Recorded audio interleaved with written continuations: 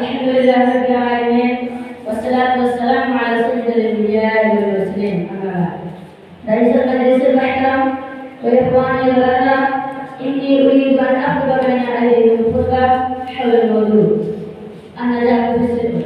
أيها الحاضرون الكرام، إن الصدق هو القول بما يكذب الحقيقة والواقع من غير تبديل ولا زيادة ولا نقصان، وليس من الأخلاق أفضل من الصدق، فإن الصدق أصل المروءة ويكون الأدب، ولولا الصدق لما اعتمد أحد على أحد.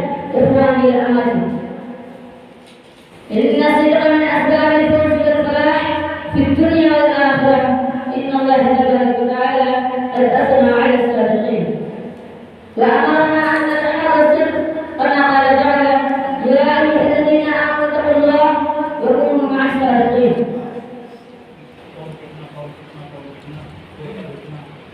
وقال في موضع آخر: هذا يوم ينفع الصادقين صدقهم، فثبت من هذين الآيتين أن الصدق أعظم فضائل في الدنيا والآخرة، وأن الصادقين محبوبون عند ربهم والناس أجمعين، وأن الصدق ينفعهم يوم لا ينفع مال ولا بنون.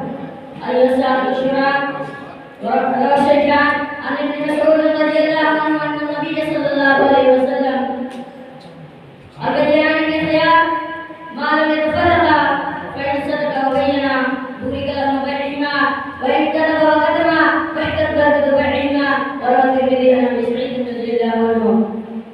التاجر الصدوق الأمين مع النبيين والصديقين والشهداء، أن الإنسان لا يدرك سعادة الدنيا والآخرة إلا بصدق.